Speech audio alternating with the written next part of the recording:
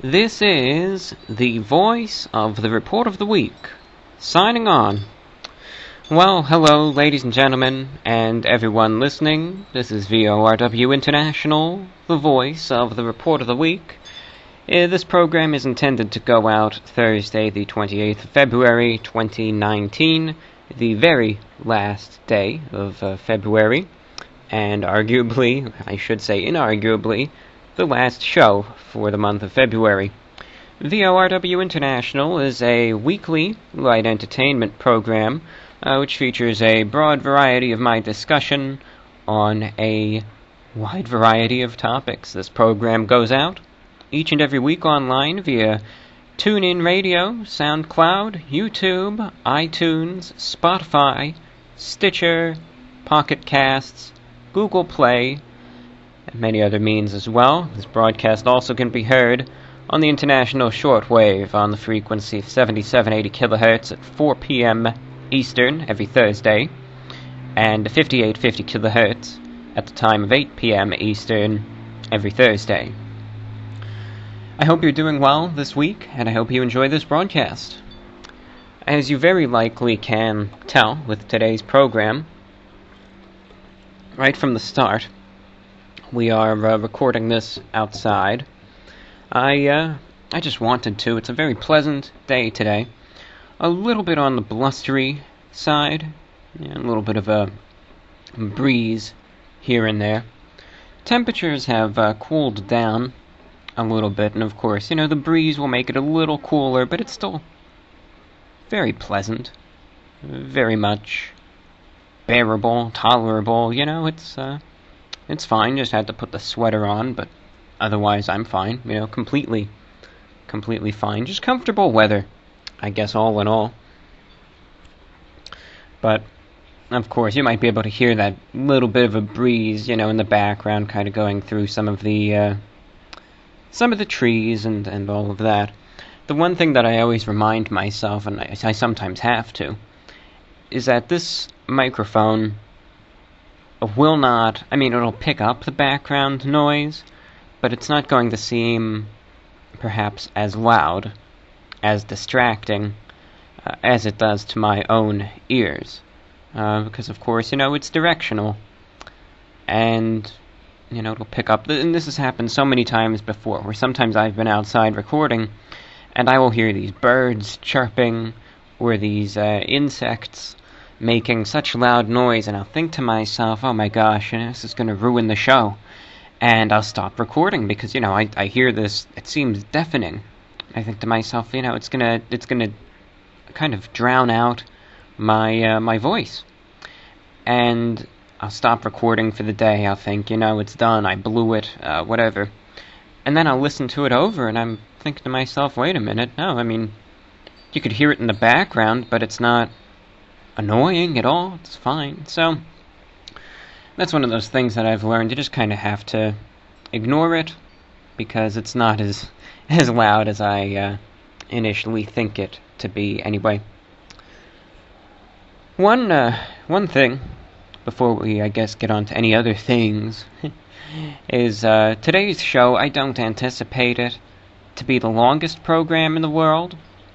When I do this podcast, I've made it clear, I think in the first new one that we started up with this series, is that the length of this is going to be variable.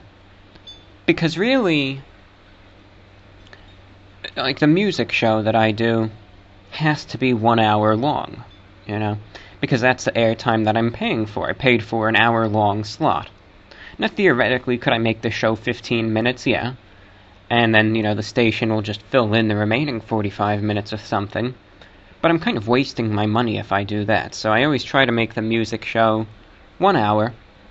Whereas with the podcast, there's no time limit, positive or negative. It means if I want to ramble on for 3.5 hours one day, if I really actually have that much to talk about, I freely could. Because like I said, there's no time limit. It's not like I'm forced to have to talk for this long or this short a span. And also on the same rate, if it's one of those days where there just isn't a lot to talk about, and the program will only end up being 30 minutes or less, or a little more, that's fine too. I think today's program is going to be one of those shorter programs, because I myself don't have much original material to discuss. And it's simply just because it's one of those days. I believe at this point in quality over quantity. I remember back when I used to do this show for YouTube only, and this is going back about 2 years or so. A lot of people, now, demand isn't the right word, because demand, though truly it doesn't, it seems to bring about the idea of a forceful action, and it wasn't that. Maybe request is a better word. But lots of people, I remember when I did this show on YouTube, requested the longer it be, the better. People wanted, 3-hour-long shows. Now that's great and all if I have a lot to talk about, but what if I don't? And what if I only had maybe 30 minutes of stuff to talk about, but I felt like I had to somehow pull an additional 2.5 hours of content out of thin air? And I tried to do that a few times, but it was at expense of the quality of the show itself, and people noticed that. So I would much rather do a really good 30-minute program rather than a poor quality hour-and-a-half long program. I'll do that any day. And it all just depends on the subject matter, what's going through my head, but otherwise the main focus today is going to be getting to your topic suggestions, your topic requests, and all of that. A few did come in, and I will make it clear very now. Or I suppose I should say I will make it very clear now. If you do have a topic that you would like to suggest, if there's something you'd like to hear me talk about, be it those dogs that you hear barking in the distance, or pizza, shortwave radio, anything, fish, flying pizzas, or anything you want to hear me talk about. Your topic suggestions are welcome. All you need to do is send me an email at vorwinfo@gmail.com. That address, once again, vorwinfo@gmail.com, and simply send in your topic suggestion there. I cannot guarantee that I will talk about your topic suggestion next week or in the next show. However, I always say it's best to just get it out there, throw your hat in the ring. You have nothing to lose. Also, if you don't have a topic suggestion, it would still be great to hear from you. Always great to hear any thoughts, feedback, commentary, viewpoints, reception reports from the listening audience. If you're tuned in right now, feel free to send me an email if you have anything to say. It's just great to hear from you guys. Again, vorwinfo@gmail.com. So, I simply have, I guess really just, 1.5. Silly. That sounds quite silly, but maybe 1.5 topics to go on about. And then we'll just get on to your suggestions. Number 1, this one I'll just cover briefly, because while, of course, I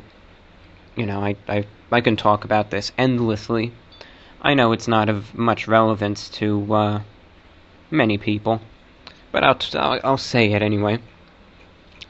In the world of shortwave radio, I mentioned this many, many times, and it's the sad reality of it all, but it's just, it's an accepted fact that shortwave radio, specifically shortwave broadcasting, international broadcasting, what I do, is in decline. It's in decline. It has been for decades.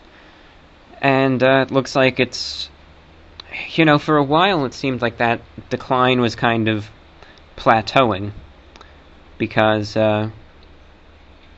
starting in the late 90s and up until around 2012, 2013, international shortwave broadcasting was declining at an exceptionally fast rate.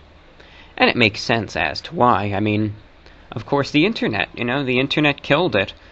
Why spend all the money to broadcast on shortwave when now you can hear foreign stations and international radio programs via the internet?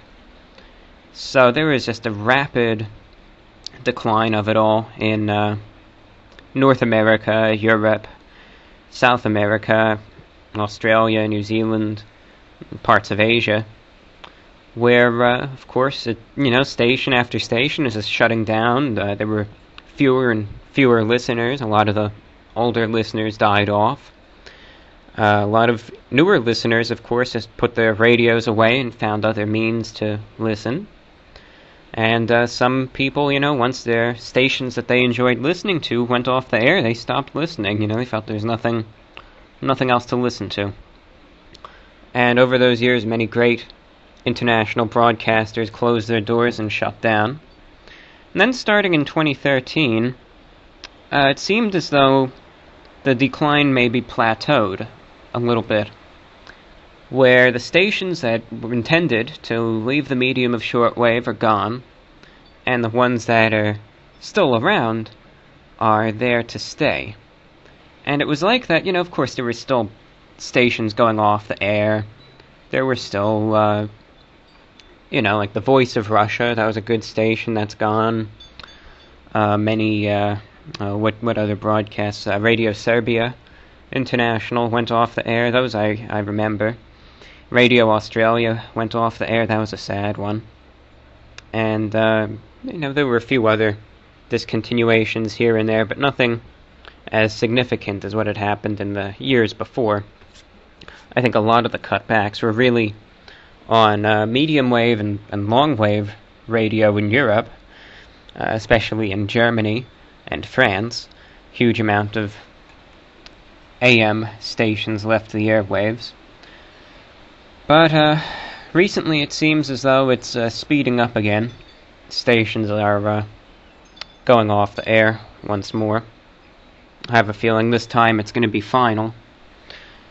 And there's going to be another closure I want to tell anyone who's interested about. Of course, so far this year, All India Radio, their national channel, which is just domestically for India, on 9380 kilohertz, they closed down their transmitter. The Italian Broadcasting Corporation discontinued all of their broadcasts on shortwave. The National Weather Service discontinued their shortwave weather reports. The religious broadcaster, World Christian Broadcasting, has cut 8 hours of transmissions due to rising costs for electricity. The Voice of Armenia, on 4810 kilohertz, has discontinued their broadcasts.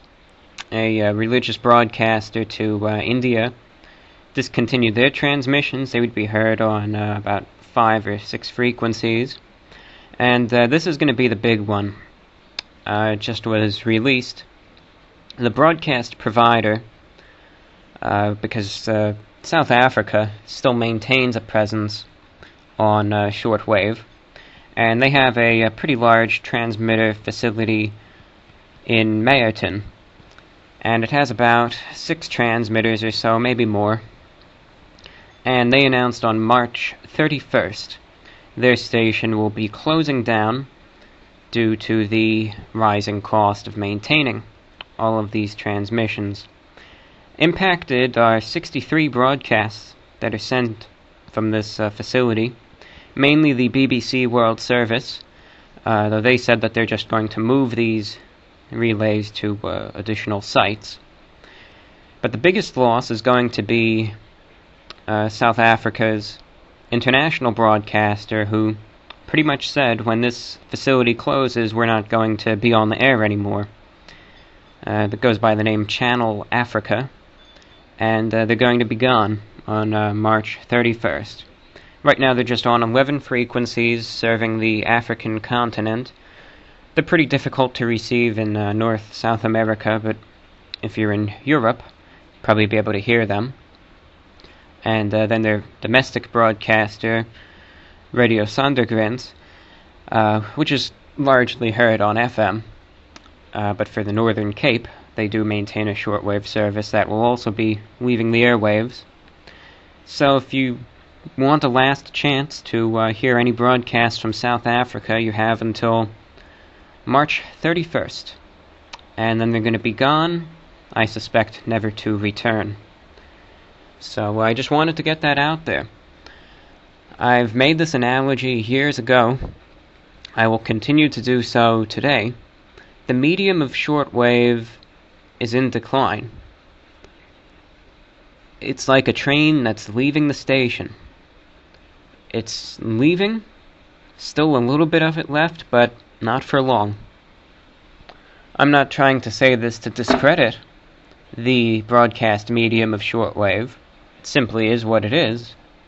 Rather, if you are a shortwave listener, bear this in mind. The stations that you listen to now, one day will not be here anymore. Understand that it's going away. And in that, savor what's left. And just, try to enjoy the stations that you still have that ability to pick up. Because it gets fewer and fewer every year. And I'm just so thankful today that there still is a little bit of variety left on the airwaves. Yes, nothing close to what there was years ago, but still some variety. Enjoy it while it's still there. And if you want to get a shortwave radio, it's now or never. This is the time to pretty much enjoy this medium while there's still something worth listening to on it. Because 10, 15 years from now, that very well may not be the case anymore. So enjoy it while it's still here. That's a very important thing, if you ask me. Well, there's still something, anything out there to listen to. That was my commentary on shortwave, the state of shortwave. Some people, I think, will maybe disagree. It's a hard thing for me to admit, because I'm a huge proponent of international broadcasting, but it is impossible for me to sit here and look at what's going on and refuse to admit that this medium is still in continued decline, because it just is. And there's nothing I can do about it. I've said it before, I'll say it again, I'm a huge proponent of broadcasting. I try to do my very best to relay this show and the music show on the airwaves, to try to give the listeners in North, South America, and Europe a nice little program to listen to add a little bit of diversity to the airwaves. Even that is difficult to maintain. Airtime is expensive, it adds up.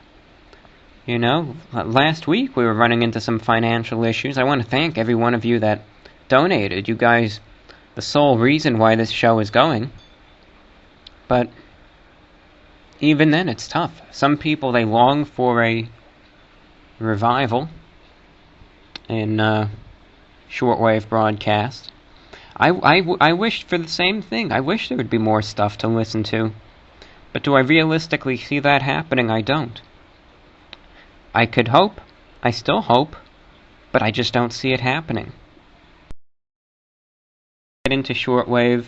The time is now, because we're probably at, the final minutes and its final hour. Enjoy it while it's here. It's only going to be around for a few more while there's that diversity. If you want to get into it, last call pretty much. You can email me, VORWINFO@gmail.com. And you want to get into it, let me know. I'll help you out. Have any questions, I'll try my best to answer them. And for those of you unfamiliar, the very shortest description of what shortwave radio, it's like AM radio, except the signals can travel exponentially further. It's the shortest description I think I've ever given of it, honestly. Okay. Point number 2 that I wanted to bring up. It's interesting. It's nothing that I'm really going to talk about.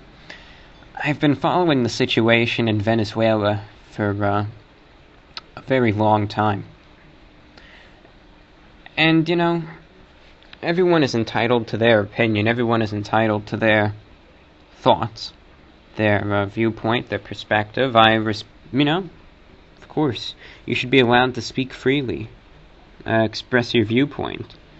If it's not what people agree, yes, you're going to get some flack for it. But I've been seeing a lot of viewpoints, in regards to what's going on in Venezuela. A lot of proposed solutions, what should be done about it, right? People will say, what should we do? Should we go in? Should we intervene militarily? Should we invade Venezuela? Should we do nothing? Should we put sanctions? Should we, what should be done? Should we do nothing at all? And for the people who, anyway, are into world news and don't just hear about all the garbage that's propagated in the national media here in the United States, you hear a lot of stuff. What should be done about Venezuela? I mean, I have my viewpoint, I have my thoughts, but in the end I think to myself, what good are they? Here I am, sitting here. I've never been to Venezuela. I've never been to South America. I have an understanding of the politics there, but certainly not fluent, perhaps.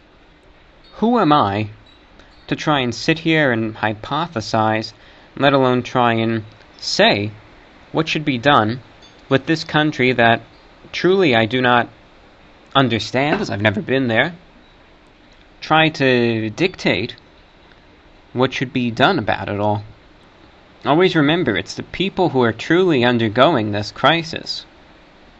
They are the ones that will be able to give you that degree of insight that no armchair panelist will ever be able to do. All I will say is this. If there is any way to be able to improve this situation without the use of violence, that would be the best possible outcome, in my opinion. Because for all the people calling for military intervention, I understand that a lot of people can be very angry. I myself was upset when I saw that the aid was being refused into the country, but at the same time, full-on military intervention, maybe one day, it might not, improve the situation. Assuming that, let's say, through military force, the existing government is forced out and a new government is employed, maybe that new government will be better, but what if it's not? Depending on how the conflict goes, the country could be left in ruins. Look at Syria. All you need to do is look at the pictures of Syria before and after the civil war, and you'll see what uncalled for bloodshed and violence did to a beautiful country. I know that Venezuela isn't in a good spot right now, but dropping bombs and extensive combat will not make it any better. And the quality of life, certainly not the best, will go down exponentially in the case of armed conflict. There would be many civilian deaths, many due to the fighting, due to lack of resources, perhaps spread of disease, who's to say, humanitarian crisis, as there is already, food supply shortages, many people lose their homes, lose everything. Is all of that really worth it? Like I said, I want to see this situation improve, and if there's a way that it can improve without resorting to military action, like I said, I'll take it. That's my only opinion, but I personally think, who am I to say what should and shouldn't happen in a country that I've never been to and never possessed that full understanding of? I think truly it should be the Venezuelan people be the ones that make those decisions, not me.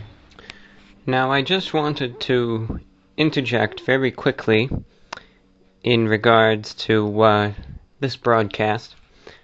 Of course, as I was just recording this earlier, I focused on the situation in Venezuela. We also should not forget, of course, what is going on in Jammu and Kashmir in India and Pakistan. That incident, this conflict, currently was getting minimal attention among press, though I think as things are heating up, it certainly is getting more coverage. That is another situation that, you should research, you should look into it, because I think almost even more so perhaps than Venezuela, India and Pakistan, they do not have a good relationship. Even at the basic level, I think that is understood by many people around the world. And things are really heating up over there. What started out as a few strikes now is back and forth fighting. Will it escalate? Will it not? That, we will see. But it seems to me every single day that I check at it, things aren't getting any better. Hopefully it will not get to the level where nuclear weapons are used. I highly doubt it. I don't think either side would wish to ever go that far and employ such resources. But as I said, this is a very active conflict.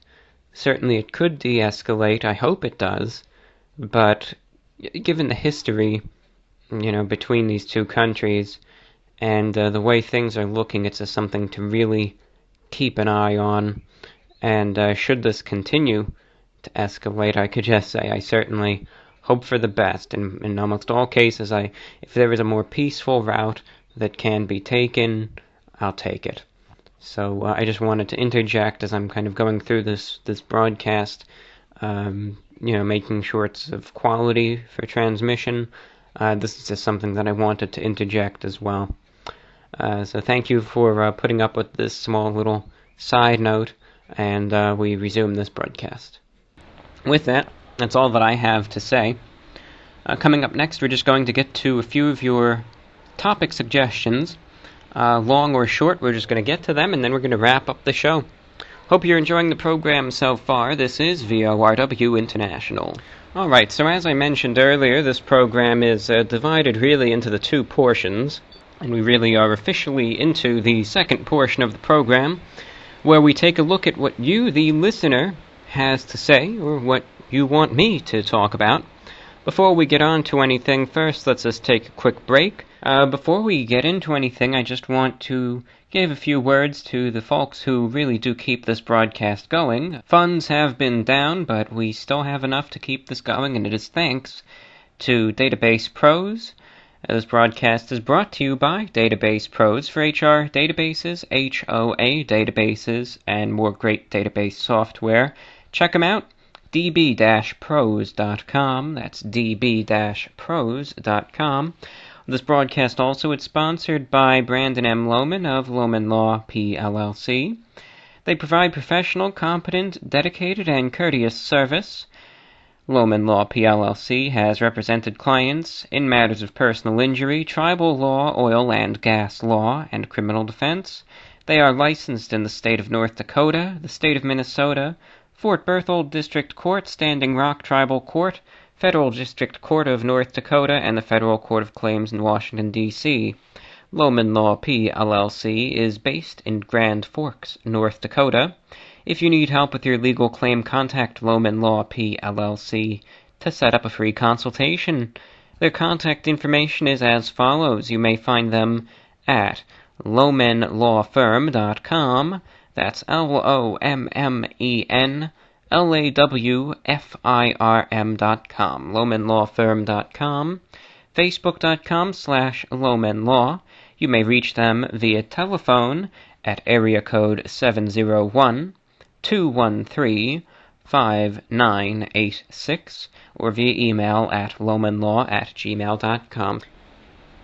Always keep in mind that this broadcast is listener-supported. If you would like to advertise on this broadcast, please send an inquiry to VORWINFO@gmail.com.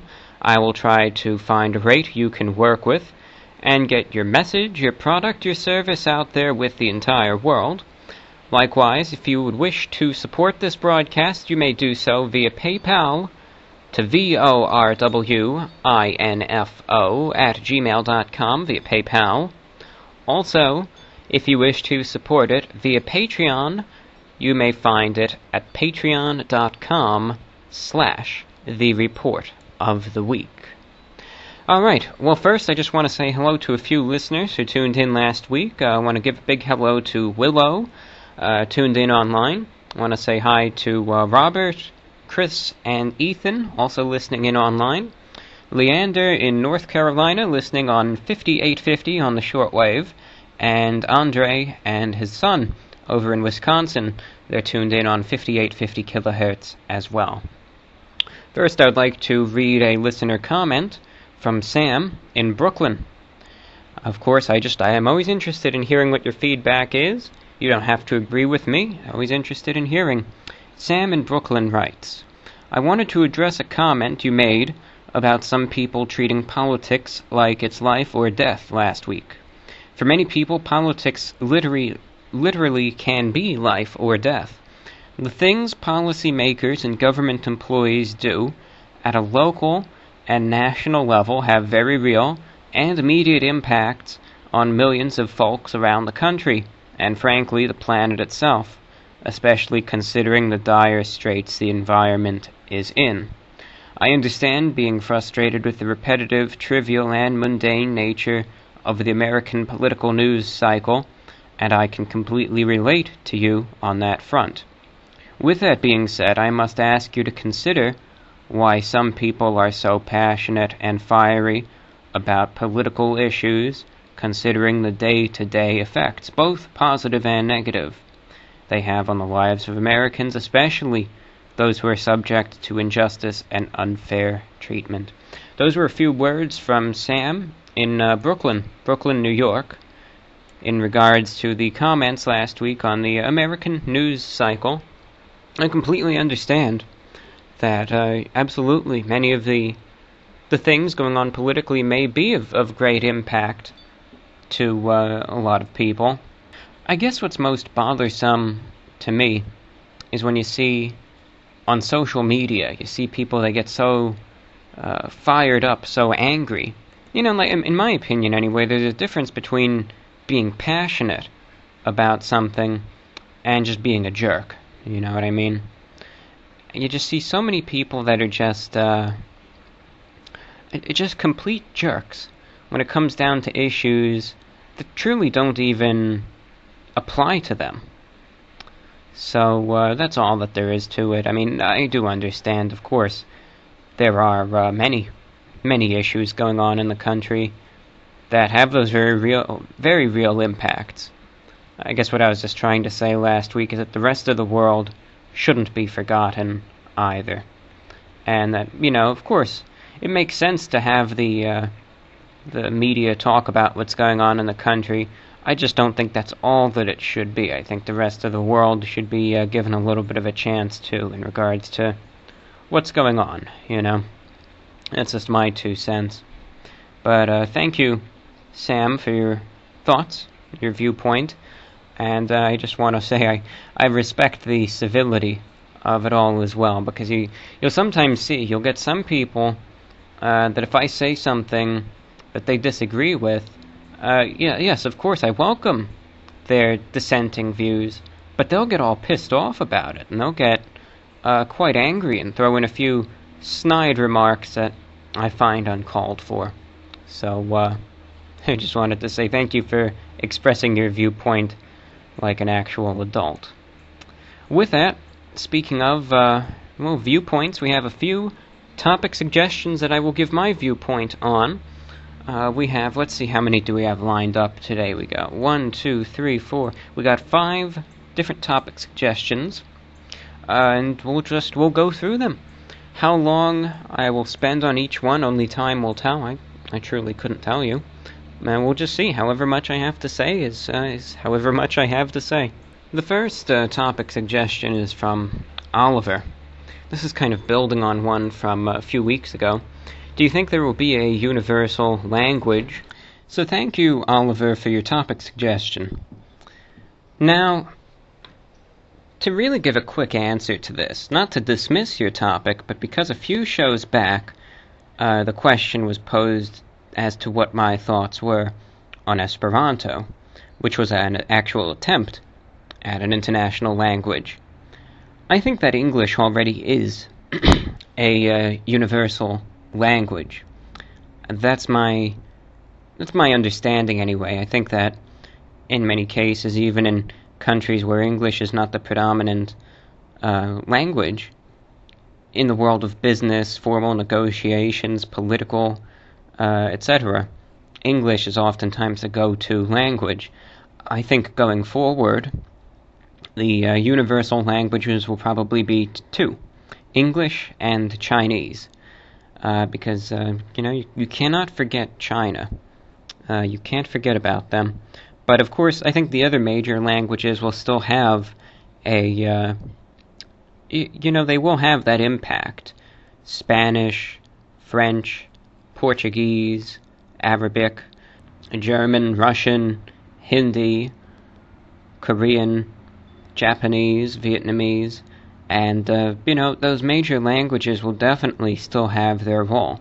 But I think already if there is a universal language, I think English already is, and I think sooner than you think Chinese is going to be there too. Thank you, Oliver, for your topic suggestion. Next we hear from Tori, who sent in some feedback and then has a topic suggestion likewise.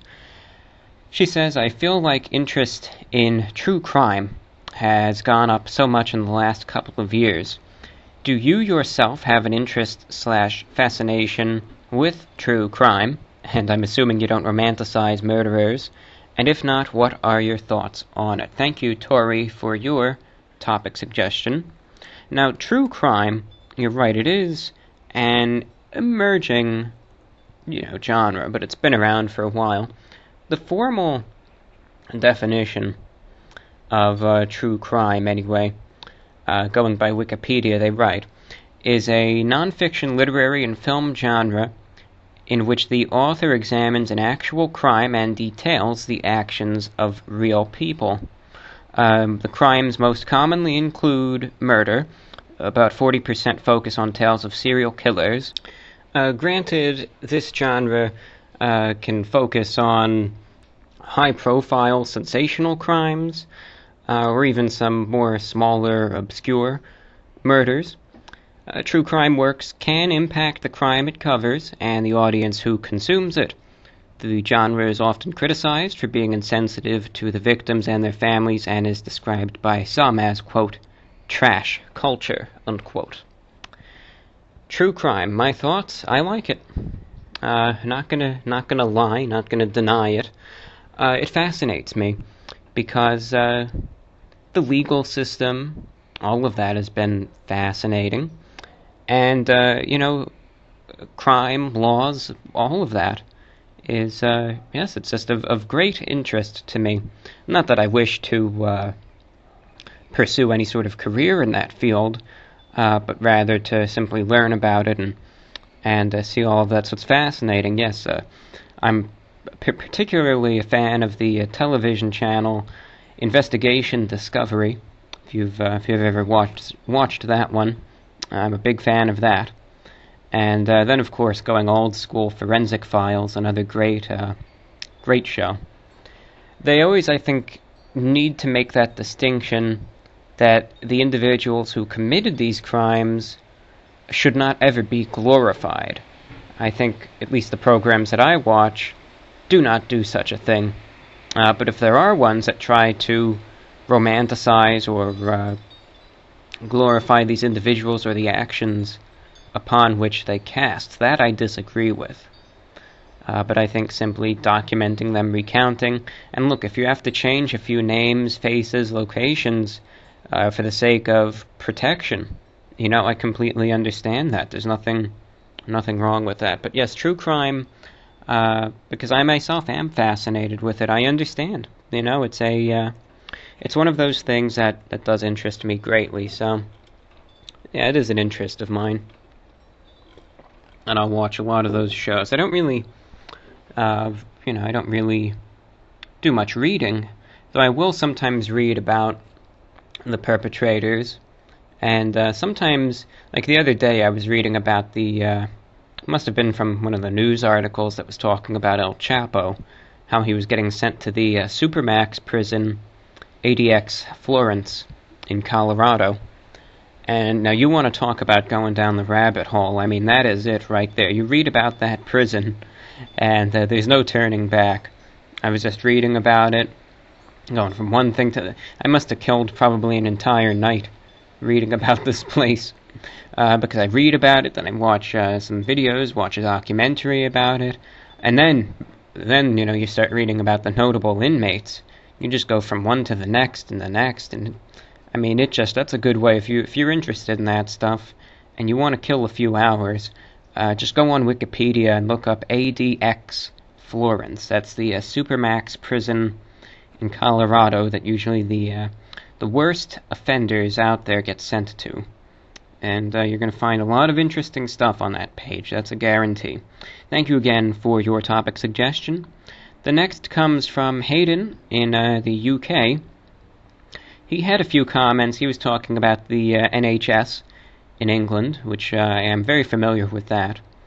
And he just had a question. He says, do you think a nationalized health service could ever function in the United States?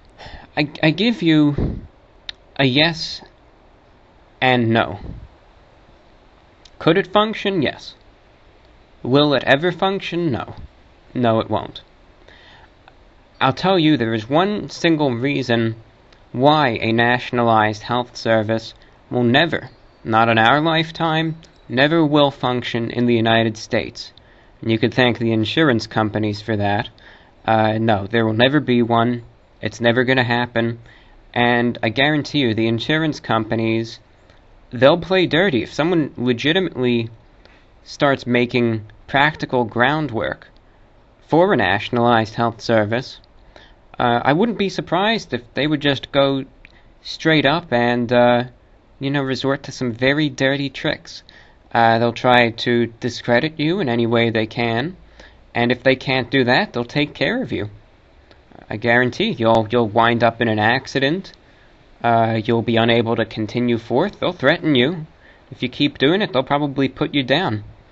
Because if there's one thing that will always prevent a nationalized health service, it's the insurance companies. It's never going to happen.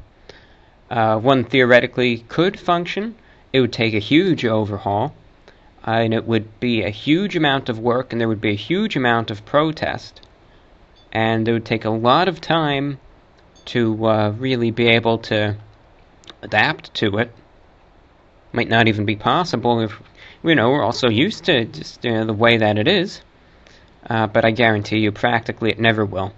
The insurance companies will not have that, and it will not happen that way. Thank you, though, Hayden, for your question and topic suggestion. It is much appreciated. Next, we hear from Kyle, who says, I am a student at the Culinary Institute of America. He said, do you like cooking? What are your thoughts on cooking? Cooking is, it could be simple, but being able to prepare a full meal, in my opinion, is almost like an art.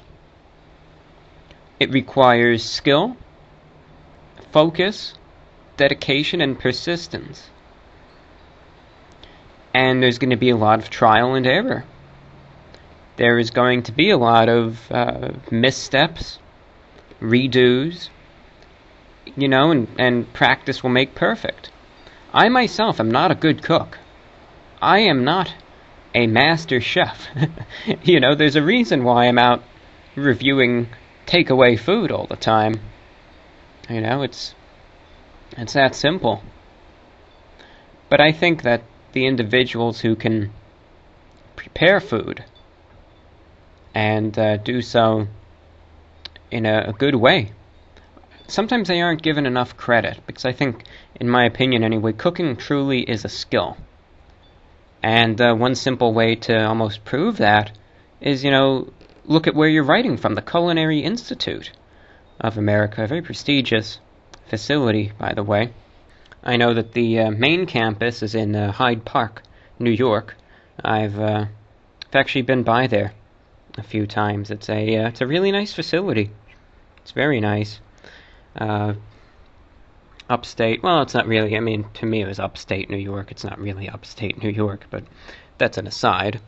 But, it's this prestigious facility where you learn how to be able to prepare these courses.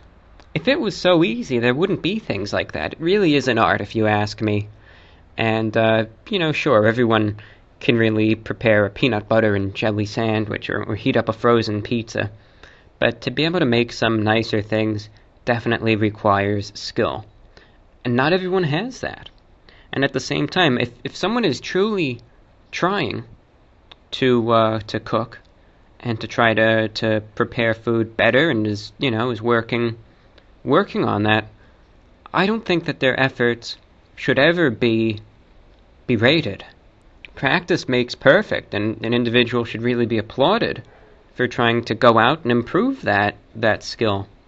And the same goes for the individuals who always ask for someone else to prepare their food, and they themselves have no ability to do so at all.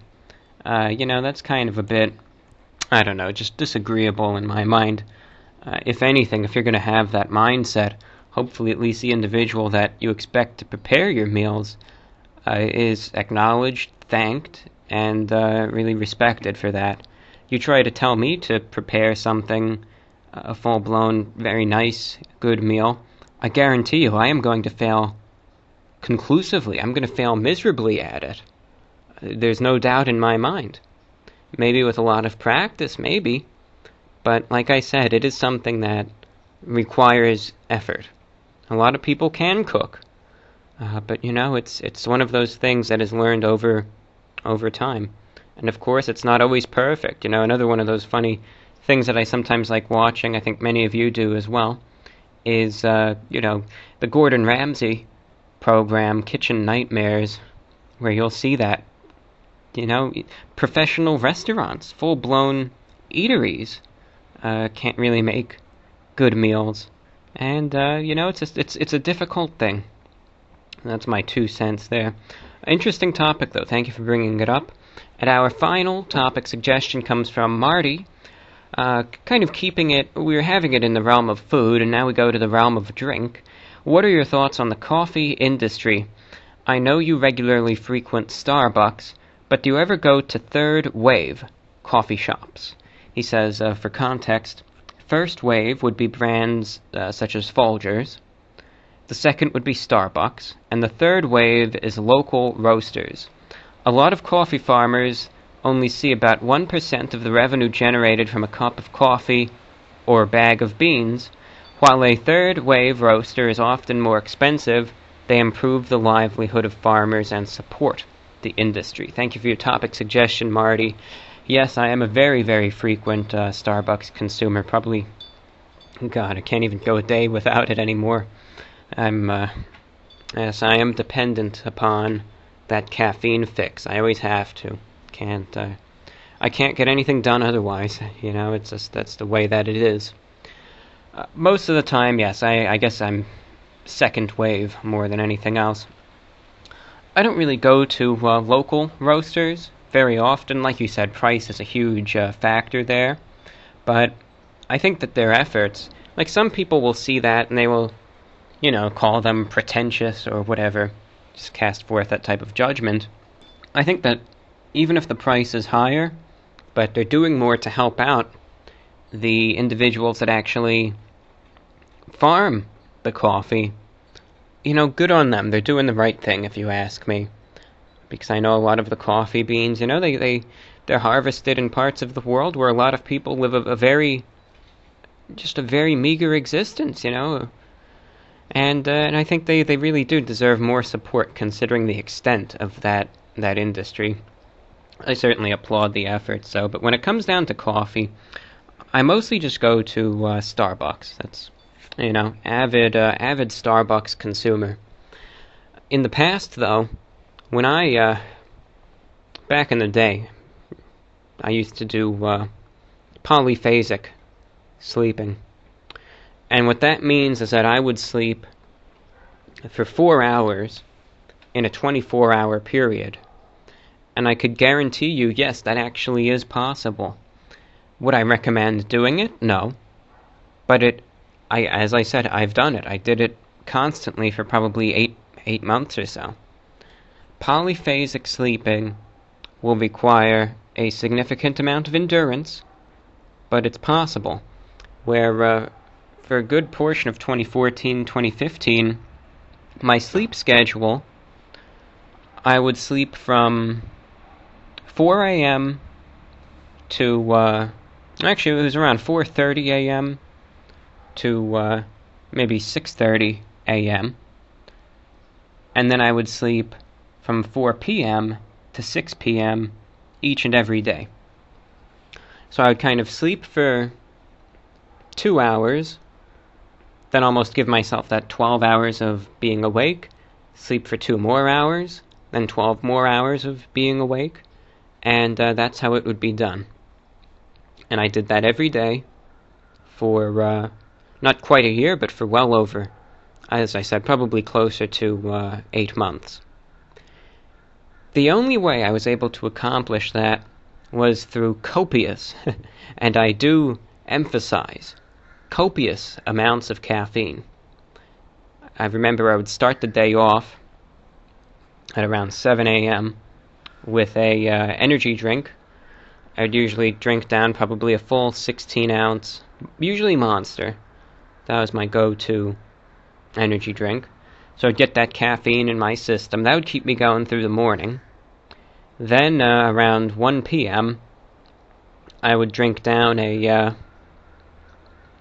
probably I think it was 24-ounce, pretty sure if I'm not mistaken, a 24-ounce hot coffee from a local deli. I don't know if that would be described. I guess that would be maybe second wave. I really don't know. It was not a prestigious place, It was just it was cheap coffee, but like I said, I needed that caffeine. Then around 3:30 or so, I would buy another 16-ounce cup of coffee from a gas station. Though I wouldn't drink it. That would be to save. And usually I would take my nap. Then I would drink that down at around 6 p.m. or so with my meal. And then that would keep me going through the night, and then I would pass out around 4:30, and then the cycle would just repeat. So, that's how it was done. Polyphasic sleeping, I'm sure it's not necessarily good on you, but it can be done, but in doing so, you need that copious amount of caffeine. And that comes down to you. If you just want to do the caffeine pills, that's fine. But people, of course, you have to understand that there's health risks involved with everything. This isn't something that I would recommend doing, but it is possible. I did it, and you're going to be tired every single day, but I'll tell you this, you're going to have no problem falling asleep. Nowadays I'm an insomniac, I usually can't. I always have trouble falling asleep, and I always resort back to staying up into the night, into the late night, at least. Usually more or less into the morning, sometimes the afternoon or whatever. As we approach the end of this program, you can hear a cacophony of crows cawing in the background. I wonder if I could see them. I'm just legitimately curious. I always like birds. Let's see if I can see these guys. Can they be spotted? The sun is kind of going down, so I can't. Nah. They're up in the trees somewhere, but I can't really see them at all. Well, You're listening to VORW International, the voice of the Report of the Week. And with that, that's all that I have for today's program. If you have any feedback you would like to submit, it is always most welcome. VORWINFO@gmail.com. Once again, I repeat, VORWINFO@gmail.com. Reception reports are welcome. To listen to programs online, you can find this show and many more on SoundCloud, soundcloud.com/VORW, on YouTube at youtube.com/VORW podcast. You can also find this on Spotify by searching VORW. You could find it on iTunes by searching VORW. You could find it on Stitcher by searching VORW. You could find it on Pocket Casts by searching VORW, and you could also find it on Google Play by searching VORW. Should you have no internet access, you may hear this broadcast each and every Thursday at the time of 4 p.m. Eastern, that's 21 hours UTC, on 7780 kilohertz beamed up the East Coast and into Europe. If you also are in North America, you may listen at 8 p.m. Eastern every Thursday, that's 01 hours UTC, on 5850 kilohertz, again just beamed right across the North American continent. With that, thank you for listening. I hope this month of February has been a wonderful month for you, and we now go into the month of March, which I hope is an even better one for you. We'll see you again next week, and with that I say see you in March. Take care. This is VORW.